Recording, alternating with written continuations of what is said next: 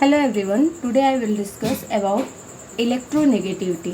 इसके पहले की क्लास में हमने देखा था इंडक्टिव इफ़ेक्ट। इंडक्टिव इफ़ेक्ट में इलेक्ट्रोनेगेटिविटी का मेजर रोल है। मैं बता चुकी हूँ आप लोगों को कि इलेक्ट्रोनेगेटिविटी होता है किसी भी बॉन्ड से कनेक्टेड जो दो एटम होते हैं, किसी भी का मतलब सिंगल बॉन्ड से कनेक्टेड जो दो एटम होते हैं, तो इस बॉन्ड का इलेक्ट्रॉन उस एटम की तरफ शिफ्ट होगा जिसकी इलेक्ट्रोनेगेटिविटी क्या होगी, ज़्यादा होगी। ठीक है, तो इलेक्ट्रोनेगेटिविटी दो बेसिस पे डिपेंड करता है। ठीक है, एक है फर्स्ट है एलिमेंटल और सेकंड है एस कैरेक्टर, मतलब कि परसेंटेज ऑफ एस कैरेक्टर। ठीक है, तो हम सबसे पहले जानेंगे एलिमेंटल क्या होता है।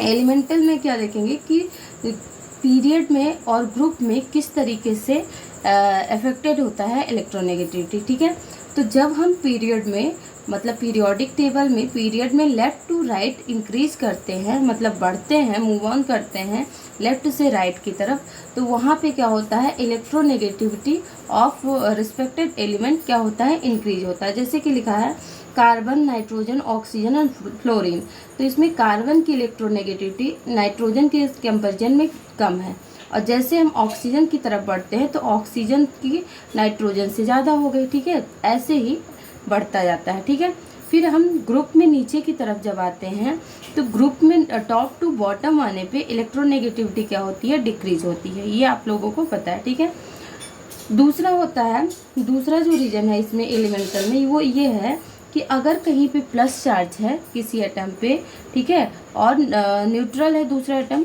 और सेम क्या है, माइनस चार्ज है, मतलब कोई एटम है उसके तीन नेचर हैं, एक पॉजिटिव चार्ज रखता है, एक न्यूट्रल है, और लास्ट क्या है, नेगेटिव चार्ज है। तो इसमें किसकी इलेक्ट्रोनेगेटिविटी ज़्यादा होगी, जाहिर सी बात है कि किसकी होगी, जिस पे प्लस चार्ज होगा। ठीक है, तो यहाँ पे देखिए इसका एग्जाम्पल है NH3, NH प्लस में है, फिर NH3 है, फिर NH2 है। ठीक है, तो यहाँ पे देखो N पे पॉजिटिव चार्ज है, यहाँ N न्यूट्रल है, और यहाँ पे क्या है, N नेगेटिव चार्ज है। ठीक है, तो इसमें सबसे ज़्यादा इलेक्ट्रोनेगेटिविटी किसकी होगी, प्लस चार्ज वाले की, फिर न्यूट्रल वाला, फिर एंड देन क्या होगा, नेगेटिव चार्ज, यानी कि लीस्ट इलेक्ट्रोनेगेटिविटी नेगेटिव चार्ज का होगा। ठीक है, उसके बाद में आता है सेकेंड पॉइंट, एस कैरेक्टर, मतलब कि परसेंटेज ऑफ एस कैरेक्टर पे नेगेटिविटी डिपेंड करता है।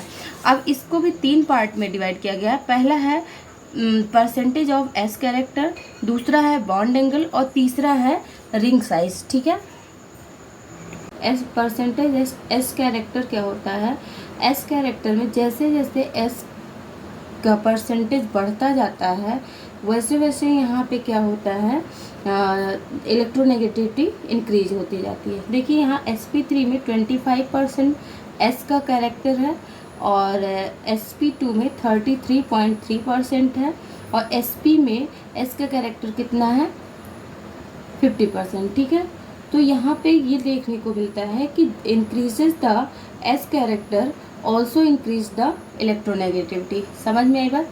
दूसरा पॉइंट इसमें ये होता है कि बॉन्ड एंगल जैसे जैसे इंक्रीज होता है वैसे एस कैरेक्टर बढ़ता है, और एस कैरेक्टर बढ़ेगा तो इलेक्ट्रोनेगेटिविटी बढ़ जाती है। ठीक है, तो यहाँ पे देखिए if bond angle increases then S percentage of S character also increases, then electronegativity जो है ऑल्सो इंक्रीज करेगा। ठीक है, मतलब कि बॉन्ड एंगल बढ़ा, बॉन्ड एंगल इंक्रीज हुआ तो S percentage of S character increase होगा, और एस कैरेक्टर इंक्रीज होगा तो इलेक्ट्रोनेगेटिविटी भी इंक्रीज हो जाएगी। बात समझ में आई। अब इसके बाद में आता है रिंग साइज। रिंग साइज का क्या इम्पैक्ट होता है, स्मॉलर द रिंग साइज और ग्रेटर द इलेक्ट्रोनेगेटिविटी। जैसे देखो यहाँ पे क्या है, एक 3 कार्बन का एक रिंग है। ठीक है, 3 कार्बन का, ये है 4 कार्बन का रिंग, और ये है 5 कार्बन का रिंग। तो इसमें अगर देखा जाए इलेक्ट्रोनेगेटिविटी किसकी ज़्यादा होगी, तो जो स्मॉलर है 3 कार्बन का रिंग चेन, ये इसकी इलेक्ट्रोनेगेटिविटी क्या हो जाएगी, स्ट्रॉन्गर हो जाएगी इन कंपेरिजन टू बोथ। समझ में आई बात। Thank you.